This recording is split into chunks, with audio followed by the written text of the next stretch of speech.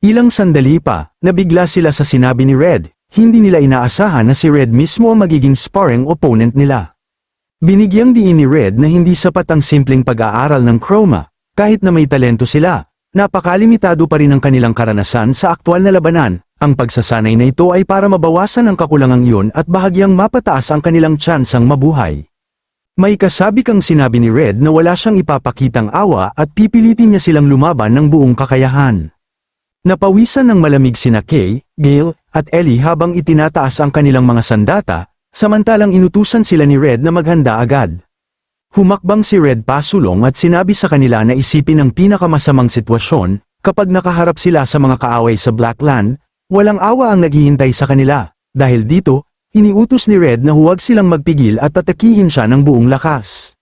Sa sumunod na sandali, biglang sumugod si Red sa pambihirang bilis. Habang kumikilos, hinamon niya silang kahit isang epektibong tama lamang ay maipukul sa kanya.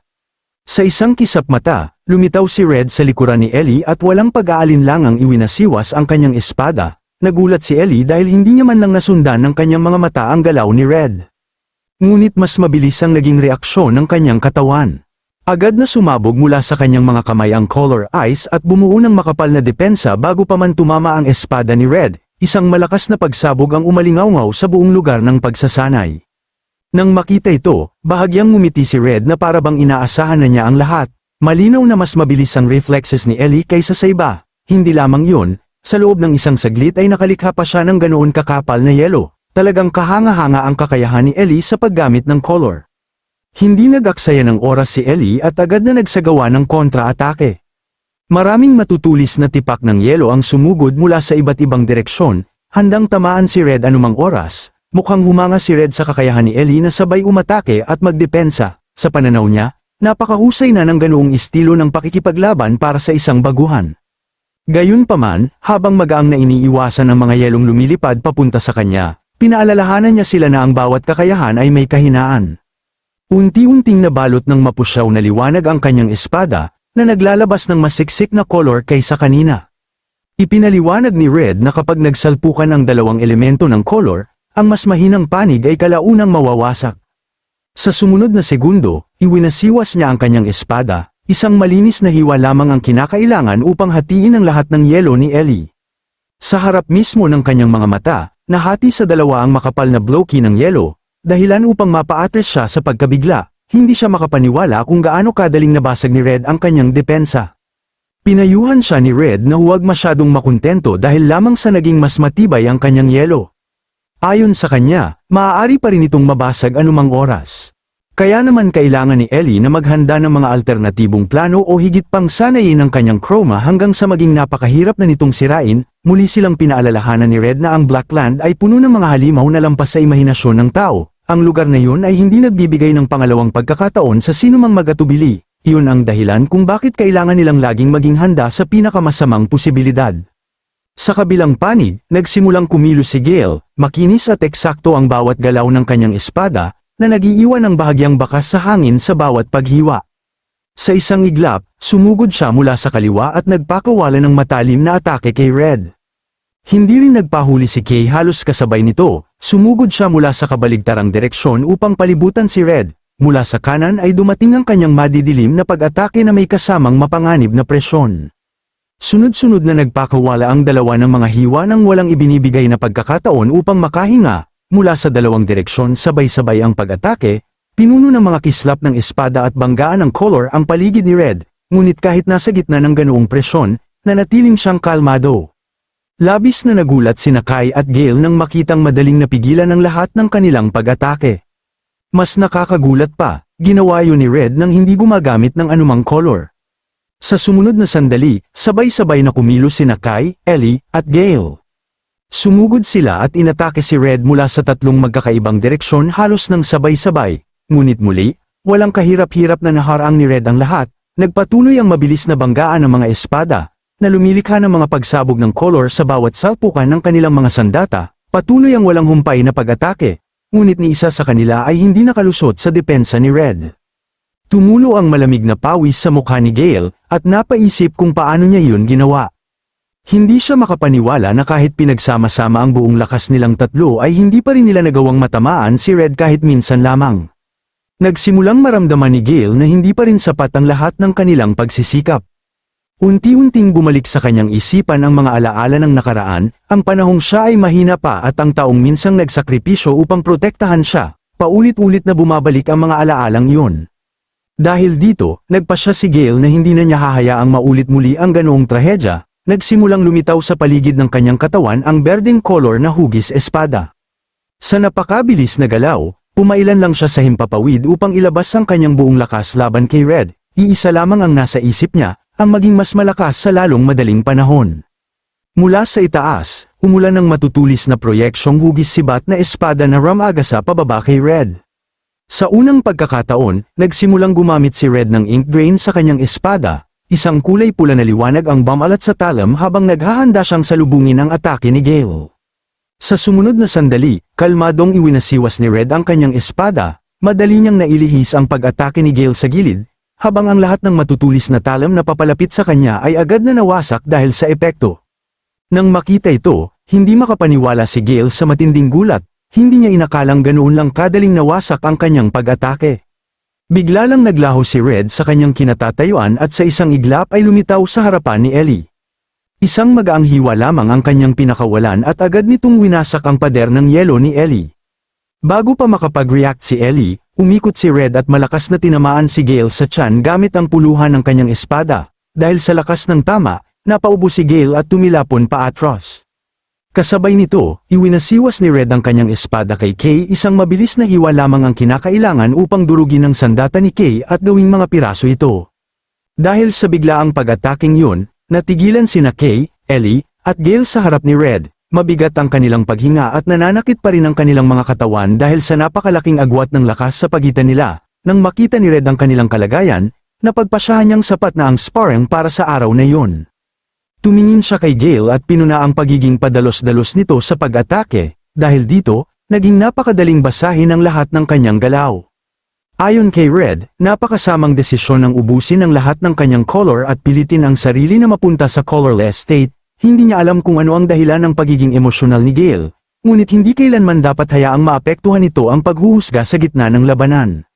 Kaunti lamang ang sinabi niya kay Kay sa puntong yon.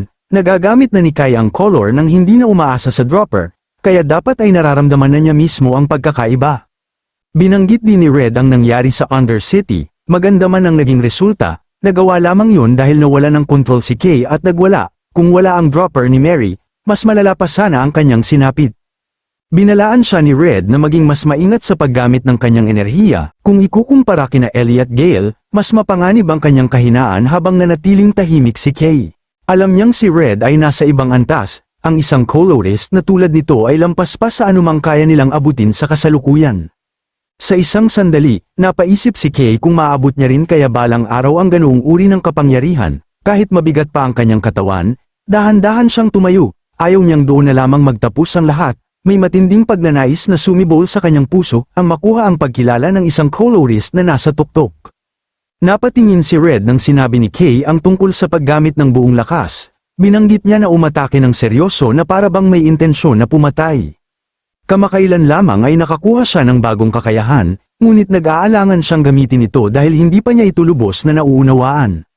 Bahagyang ngumiti si Kay, pakiramdam niya ay sayang kung magtatapos ang laban nang hindi man lang niya ito sinusubukan. Biglang sumiklab sa kanyang kamay ang maitim na kolor, kasabay ng mababangis na dilaw na kidlat na kumalat sa paligid.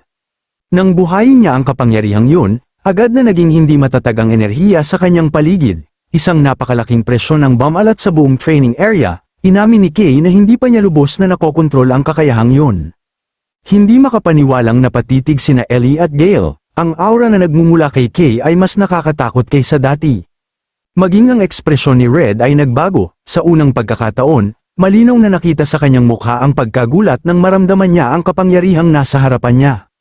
Buong lakas na ipinukol ni Kay ang kanyang kamao. Ang epekto nito ay nagdulot ng napakalaking pagsabog na agad sumair sa kisame ng arena. Nang unti-unting hamupa ang alikabok, nakatayo pa rin si Kay ngunit hindi na matatag ang kanyang katawan. Mabigat ang kanyang paghinga at tuluyan ang naubos ang kanyang color, dahilan upang mapunta siya sa colorless state. Hindi niya inaasahan na isang paggamit lamang ng bagong kapangyarihan ang ganap na magpapadrain sa kanyang enerhiya. Sa kanyang harapan, matatag pa ring nakatayo si Red habang bumagsak siya sa sahig. Ngunit sa unang pagkakataon, may malamig na pawis na tumulo sa kanyang mukha. Napatingin siya sa kanyang espada na ngayon ay wasak na matapos ang kanilang banggaan, may bahid ng pagkabigla ang kanyang ekspresyon. Napalingon siya upang suriin ang paligid, dahil sa pagitan nila ay makikita ang isang napakalaking pagkawasak sa lupa at butas sa pader. Patunay ng lakas ng suntok ni Kay, maging si Red ay nahirapang isipin kung hanggang saan pa mararating ni Kay sa hinaharap.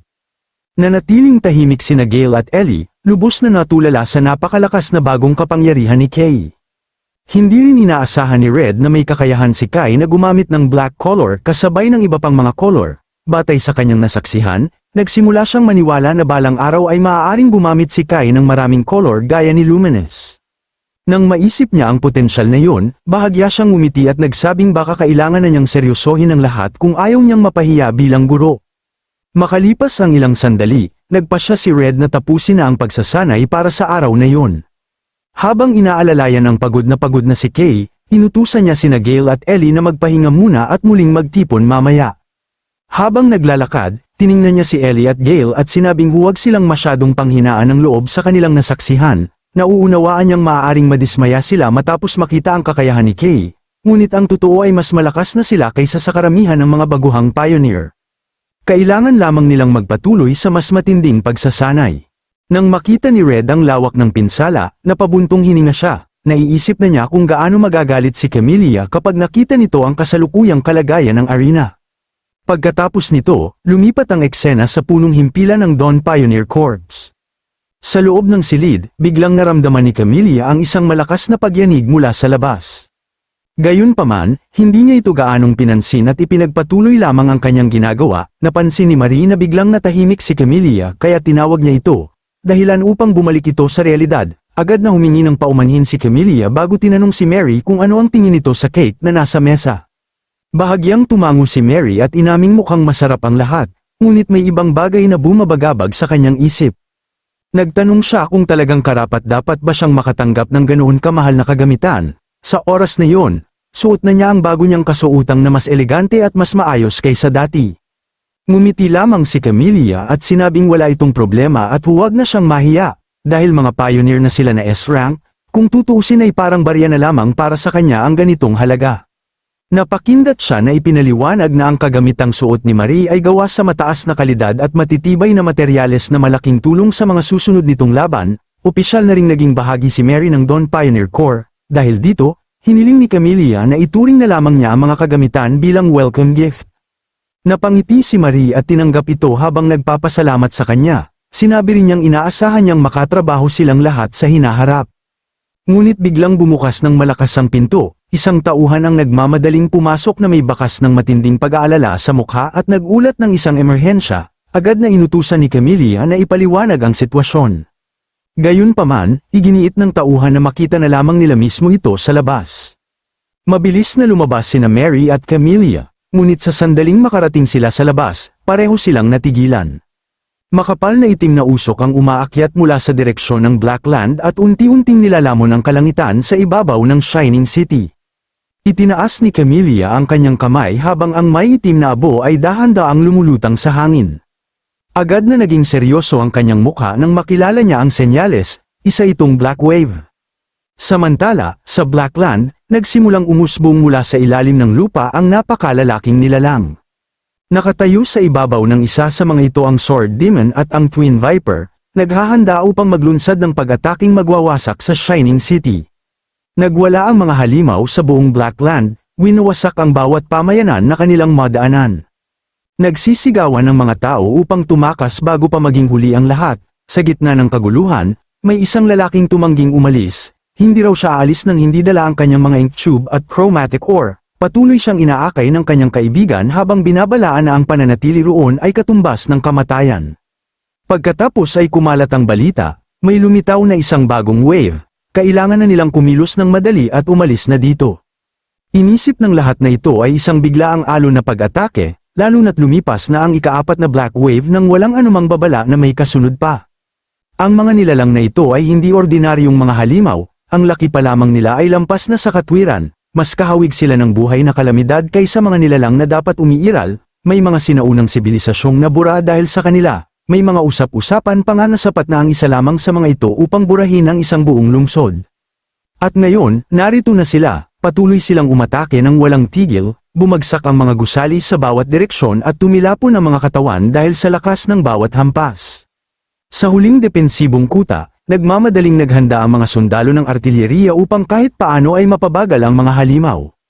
Isang sundalo ang sumigaw sa kanyang unit na bilisan ang pagdadala ng mga bala bago tuluyang bumagsak ang depensa, sa sandaling magkaroon sila ng malinis na pagkakataong umatake, agad silang magpapaputok ng walang pag-aalinlangan. Sa kabilang dako, pinagsabihan ni Gale sina Kay at Ellie nang makita niyang nakatitig lamang sila sa bintana. Sinabi niyang maghanda sila dahil paparating na si Red at kailangan na nilang kumilos, hindi nagtagal ay dumating si Red at agad na inutusan ng lahat na kunin ang kanilang mga sandata. Dahil wala na silang oras na dapat sayangin, sapagkat nasa masamang sitwasyon na sila. Kaya pinangunahan niya ang grupo bilang leader ng Red Team. Habang nakatanaw sa labas, naramdaman ni Kay na may mali, ipinaalala sa kanya ng mga sirena ang panahon kung kailan unang nagtipon ng mga halimaw malapit sa lungsod.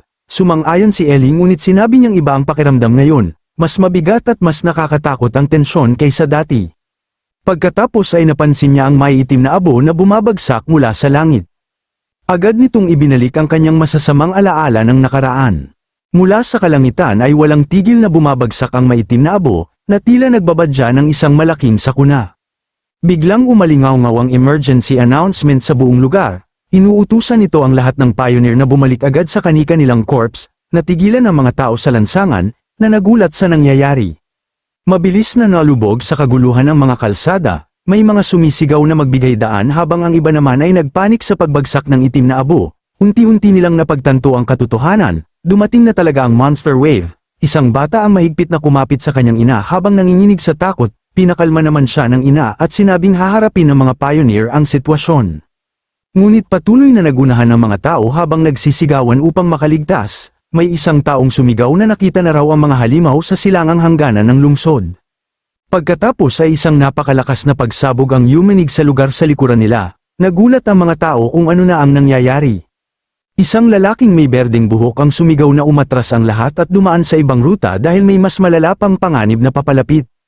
Nang mawala ang alikabok, tuluyan ang lumitaw ang mga nilalang na kilala bilang Black Hand. Napakalalaki nila, mas malaki kaysa sa karaniwang mga halimaw. Patuloy pa ring tumutunog ang emergency warning, nagmamasid sina Kay at Gale habang nararamdaman ang matinding pagkadismaya. Mura ng mura si Gale habang tinatanong kung ano ba ang ginagawa ng mga mayayabang na taong yun. Ipinaliwanag ni Kay na ang tinutukoy niya ay sina Blaze at Nickel ng Radiance Pioneer Corps, isa itong tanyag na grupo na nakabuo na ng malaking reputasyon bago pa man maging pioneer siya at ang iba. Karibal ng Dawn Pioneer Corps ang Radiance Pioneer Corps sa silangang rehiyon, at ngayon, nagtagpo ang dalawang grupo sa gitna ng isang napakalaking sakuna. Sa evacuation line, patuloy na pinamunuan ng kapitan ang kanyang unit habang bakas ang tensyon sa paligid. Kung magpapatuloy ito, mamamatay ang mga sibilyan bago pa matapos ang paglikas. Kailangan nilang pigilan ang mga halimaw hanggang sa maging ligtas ang bawat isa. Sa wakas ay narating na ng mga pioneer ang larangan ng digmaan, walang awa nilang pinaslang ang mga halimaw, nakaramdam ng matinding ginhawa ang mga sundalong nanunood, may isa pang nagpasalamat habang ang iba ay sumisigaw na bilisan ang paglikas habang may pagkakataon pa. Mula sa sandaling yun, ang mga pioneer ang naging pangunahing depensa ng lungsod, sila ang magbigay ng oras para sa lahat ng sibilyang tumatakas. May isang pioneer na kulay kahel ang buhok na buong kumpiyansang nagsabing hanggat naroon ang Radiance Pioneer Corps, walang halimaw na makakabutas sa kanilang depensa. Habang patuloy silang umaatake ay may isang nilalang na sumugod at bumangga sa kanilang hanay, natigilan ang lahat. Agad na kumilos si Kay isang hiwa lamang at nahati sa dalawa ang halimaw. Sumunod naman ang iba at isa-isang pinatay ang natitirang mga nilalang. Sa evacuation zone, patuloy na nagsisigawan ang mga sibilyan, walang tigil ang pagpapaputok ng artilyeriya upang pigilan ang papalapit na alon ng mga halimaw. Lalong lumala ang kaguluhan sa unahan habang nagtutulakan ng mga tao upang makarating sa ligtas na lugar. Pinilit ng mga sundalo na panatilihin ang kaayusan habang paulit-ulit na nagbabala na ang panik ay magpapalala lamang sa sitwasyon. Sa kabilang panig, may grupo ng mga halimaw na mabilis na sumugod sa depensa, nainis ang mga sundalo dahil ang mga mabilis na uri ng halimaw ang pinakamahirap harapin, agad na iniutos ng kapitan na magpaputok bago pa sila makalapit. Sunod-sunod na color attacks ang pinakawalan laban sa mga nilalang. Pagkatapos ay iniutos niyang gamitin ang blue color upang pabagalin ang kanilang galaw at mabigyan ng sapat na oras ang mga tropang umatras ng ligtas. Ngunit hindi pa rin natapos ang lahat, bagamat unti-unting nababawasan ang bilang ng mga halimaw, malayo pa sa pagiging ligtas ang sitwasyon. Ilang napakalalaking halimaw ang lumitaw at diretsyong sumugod sa huling kuta. Sa kritikal na sandaling yon, dumating ang mga S-rank holo race. Humakbang si Camellia at sinabi niyang wala ng oras para sa mahabang paliwanag. Bilang commander ng Dawn Pioneer Corps, pansamantala niyang inaangkin ang pamumuno sa lahat ng Pioneer Corps sa lugar. Idinagdag pa niyang may malaking grupo ng Black Hand na papunta sa forward base, natigilan sina Kay at ang iba. Isang pangalan lamang ang agad pumasok sa isip ni Kay, ang Sword Demon. Nagpakawala ng mahabang buntong hininga ang isang lalaking may kulay kahel na buhok at sinabing bahagya lamang nilang naiwasang maging ganap na sakuna ang lahat. Humingi rin siya ng paumanhin sa kanilang pagdating ng huli, lalo na sa mga nakababatang pioneer, walang naisagot sina Kay at ang iba. Kinilala ng lalaking may kahel na mata ang katatagan ng kanilang grupo. Napalingon ng pioneer, nang sinabi ni Camellia na maging ang Vanguard members ay buong lakas ding lumaban upang pigilan ang mga kaaway. Sa frontline, nagsisimula ng mabasag ang depensa dahil sa matinding presyon, sumigaw ang kapitan na umatras ang mga hindi na makalaban at manatili naman ang mga kayapa. Pagkatapos ay isang napakalakas na sword strike ang tumawid sa buong battlefield. May nagpakawala ng isang mabangis na atake na agad nagwasak sa isang dambuhalang halimaw, at napasigaw ito sa matinding sakit ng tumama ito. Nakita ni Kay at Gale ang pagkawasak ng halimaw, ngunit bigla silang nagulat nang may isa pang napakalaking halimaw na lumabas. Napakataas nito na tila natakpan nito ang buong kalangitan. Sa sumunod na segundo, iwinasiwas nito ang isang napakalaking galami at winasak ang mga gusali at sundalong nasa paligid. Umalingaw-ngaw ang babala sa buong lugar, umaatake ang dambuhalang nilalang, maghanda ang lahat sa epekto habang naging alerto ang tatlo. Ngunit hindi umatras ang mga pioneer at sabay-sabay silang sumugod at ipinahayag na sila ang magiging kalasag ng depensa. Habang nakatayo sa kanilang harapan ng dambuhalang halimaw, walang pag-aalinlangan silang nakipaglaban. Pinugutan at dinurog nila ang bawat halimaw na lumalapit sa kanila. Mula sa himpapawid, tahimik na pinagmamasdan ng Sword Demon ang lahat. Nakita niya si Kay at para sa kanya, si Kay ang susi upang mabuksan ang kurtina ng Black Witch. Wala siyang balak na hayaang makatakas itong muli. Samantala, ipinasa ni Camellia ang pamumuno kay Red, kalmado naman niyang sinabi na siya na ang bahala sa sitwasyon doon. Napagtanto na rin ni Camellia na may taong sadyang nagtatarget kay Kay, kaya hiniling niyang bantayan niya ito. Mataas sa himpapawid, pinagmamasdan ni Twin Viper at Sword Demon ang kaguluhan sa ibaba. Mukhang nasisiyahan si Viper dahil mas naging matagumpay ang kanyang plano kaysa sa inaasahan. Hindi niya akalaing makokontrol niya ang ganoon karaming halimaw gamit lamang ang ilang dosena na container na may kulay mula kay Blanc. Tumawa siya at kumilos na parabang siya mismo ang Black Witch. Sinabi pa niyang mas magiging kawili-wili ang susunod na bahagi ng kanyang plano. Sa lupa, malinaw na nagbigay ng utos si Camellia, ang depensa ng lungsod ay ganap ng nasa kamay ng mga pioneer. Inutusan niya silang kumalat sa magkabilang panig, palibutan ang mga halimaw, at makipagsanib sa mga depensibong tropa upang ituon ang lahat ng pag-atake sa dambuhalang nilalang. Walang pag-alinlangan na sumang-ayon ng mga pioneers. Agad silang kumilos. Kumalat ang mga pioneer sa buong larangan ng digmaan habang lalo pang lumalala ang kaguluhan, patuloy na sumisigaw si Camellia na manatiling matatag at huwag mawala ng pasensya. Kailangan muna nilang pigilan ang pag-atake ng Black Hand bago magsagawa ng organisadong pag-atres. Kalmadong nagsalita ang lalaking may kahel na mata. Sinabi niyang mauuna silang dalawa ng commander ng Dawn sa frontline upang harangin ang mga kaaway. Simple lamang ang naging sagot ni Camellia. Susunod siya mula sa likuran. Samantala, may isang bagay na hindi inaasahang naramdaman si Kay kaunting ginhawa, hindi dahil naging mas ligtas ang sitwasyon, kundi dahil wala si Mary sa battlefield. Napakapanganib ng labanang ito para sa isang baguhan. Sa halip, nasa likuran si Marie at tumutulong sa mga sundalo gamit ang kanyang kakayahan bilang mekaniko, mas ligtas siya roon, malayo sa Black Hand, habang ang buong battlefield, walang tigil ang pag-alingaw ng mga utos. Tinawag ang bawat colorist sa lugar upang pigilan ang Black Hand bago tuluyang mawala ng kontrol ang sitwasyon.